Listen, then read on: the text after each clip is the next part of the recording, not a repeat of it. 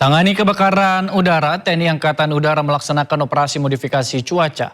Operasi ini diharapkan meningkatkan potensi hujan sehingga bisa memadamkan api dan membersihkan udara.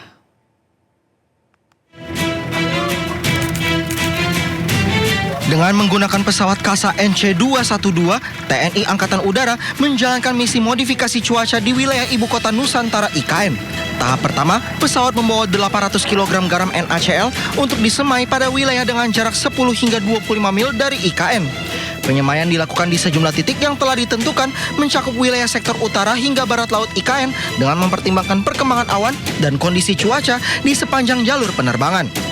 Operasi modifikasi cuaca ini dilaksanakan TNI Angkatan Udara berkoordinasi dengan BMKG Pusat, BNPB Provinsi Kalimantan Timur, dan Otorita Ibu Kota Nusantara. Diharapkan dengan modifikasi cuaca ini bisa segera meningkatkan potensi hujan sehingga bisa memadamkan titik-titik api kebakaran serta membersihkan udara dari kabut asap. Di tengah kepungan asap akibat kebakaran hutan dan lahan, warga Sampit, Kalimantan Tengah bertahan di rumah mereka. Para warga mulai terserang penyakit pernapasan akibat kepulan asap karhutlah.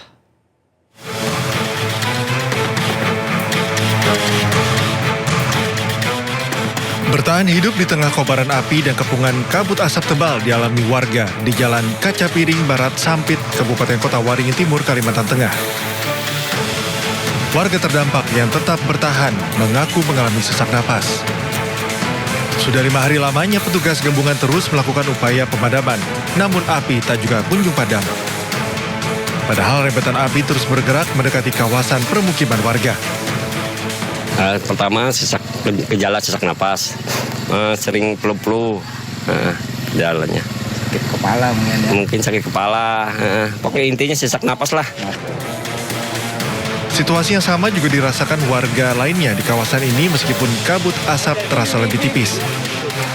Warga tetap berjaga-jaga secara bergiliran selama 24 jam penuh.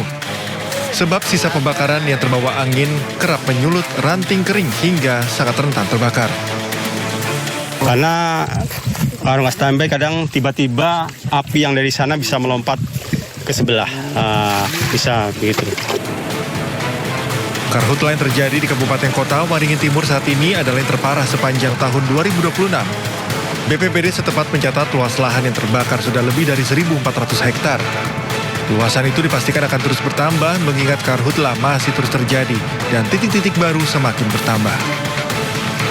Dari Kabupaten Kota Waringin Timur, Kalimantan Tengah, Normansyah, iNews melaporkan. Sementara itu pemirsa, warga di Palangkaraya, Kalimantan Tengah menggelar salat istisqo atau salat meminta hujan pada Minggu pagi. Doa bersama digelar di tengah karhutlah dan kabut asap yang masih melanda sejumlah wilayah. Salat istisqo digelar di kawasan Bundaran Besar Tawalang, Palangkaraya dan diikuti masyarakat bersama sejumlah unsur terkait. Mereka memanjatkan doa agar hujan segera turun dan membantu mengatasi karhutlah. Di sisi lain, upaya pemadaman karhutlah terus dilakukan Satgas, baik melalui operasi darat maupun dukungan helikopter waterbombing. Hujan diharapkan dapat membantu memadamkan api dan mengurangi kabut asap. Semoga keadaan bisa menjadi baik seperti semula, terus juga tidak ada asap, terus semua aktivitas masyarakat bisa lancar seperti biasa. Sementara itu pemirsa, unggahan ucapan ulang tahun untuk istri Gubernur Kalimantan Tengah menjadi sorotan. Unggahan tersebut menuai kritik karena dinilai tak tepat di tengah bencana karhutlah yang melanda. Ucapan selamat ulang tahun untuk Aisyah Isia Agustiat, istri Gubernur Agustian Sabran, diunggah akun resmi di Butpar, Kalimantan Tengah 2 hari lalu pada 21 Agustus 2026. Ucapan ini pun langsung menjadi perhatian karena muncul ketika Kalimantan Tengah sedang dilanda kebakaran hutan dan lahan. Netizen pun mempertanyakan empati dan relevansi publikasi ucapan ulang tahun di tengah darurat karhutlah.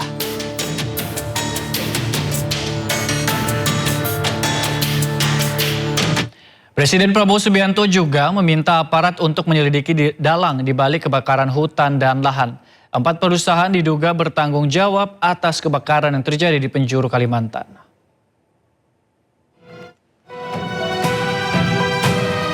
Kebakaran hutan dan lahan di Kalimantan terus meluas. Di Palangkaraya, kebakaran semakin mendekati rumah warga.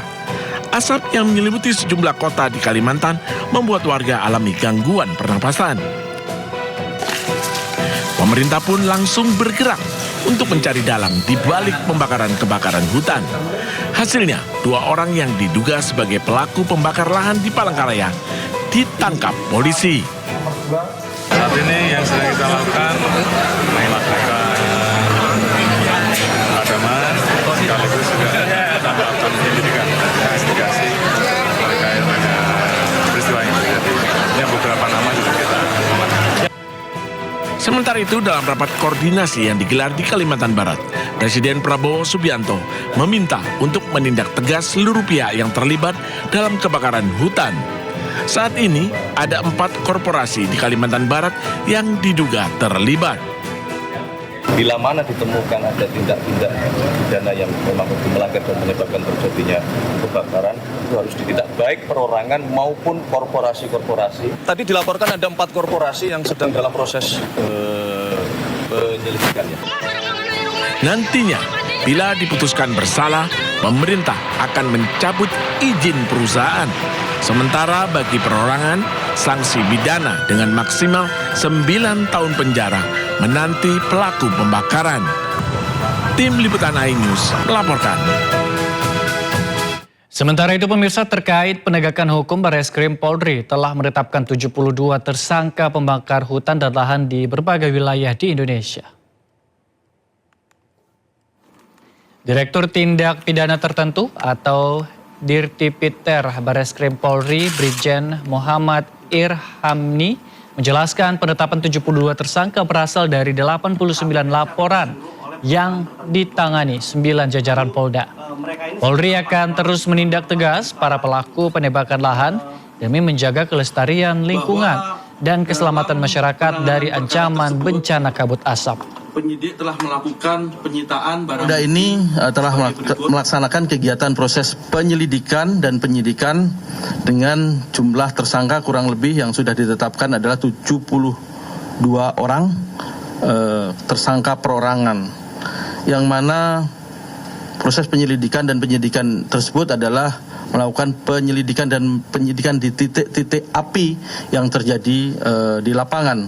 Setelah tadi ada hotspot, kemudian dicek, ternyata benar ada kebakaran, dan kebakaran itu patut diduga adanya kesengajaan pembakaran oleh pihak-pihak ataupun orang-orang yang ada di lokasi TKP tersebut.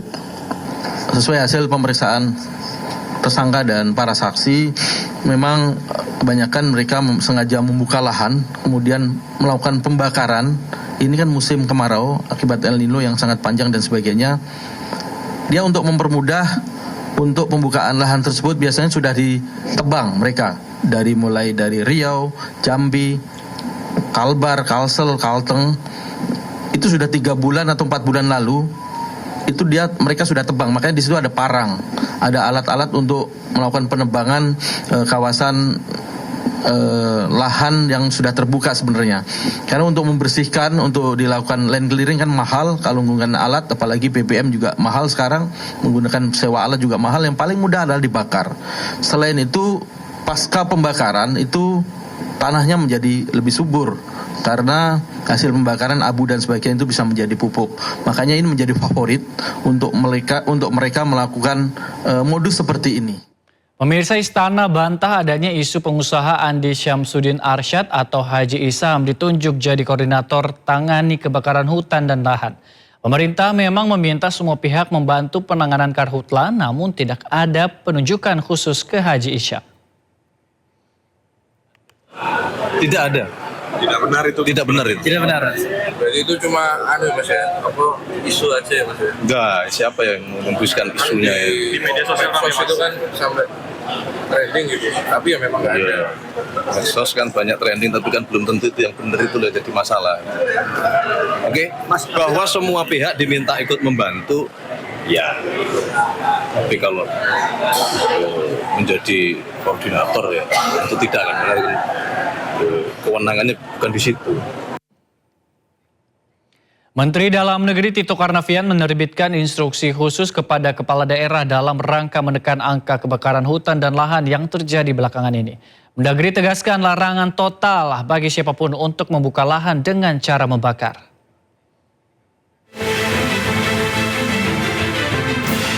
Menteri Dalam Negeri Tito Karnavian menekankan aturan pelarangan buka lahan dengan cara membakar yang berlaku bagi seluruh kepala daerah, mulai dari gubernur, bupati, hingga wali kota.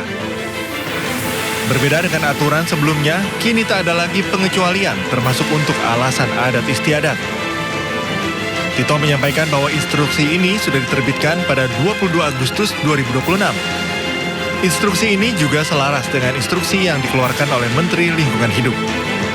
Pada pelaku kebakaran saya mengeluarkan instruksi Mendagri nomor 1 tahun 2026 yang intinya adalah melarang kepada kepala daerah ya, bupati, gubernur, wali kota melarang pembukaan lahan dengan cara membakar tanpa kecuali. Kalau kemarin kan ada kecuali masalah adat itu. Sekarang tanpa kecuali. Ini kan situasi darurat. Situasi darurat yang kita juga harus extraordinary. Ya, diskresi kita harus lakukan. Tito juga mengungkap strategi pemerintah dalam menghadapi karhutla. Di antaranya melakukan lokalisir dan pemadaman cepat pada lahan yang sudah terbakar dengan memobilisasi kekuatan dari berbagai kementerian. Tim Liputan iNews melaporkan.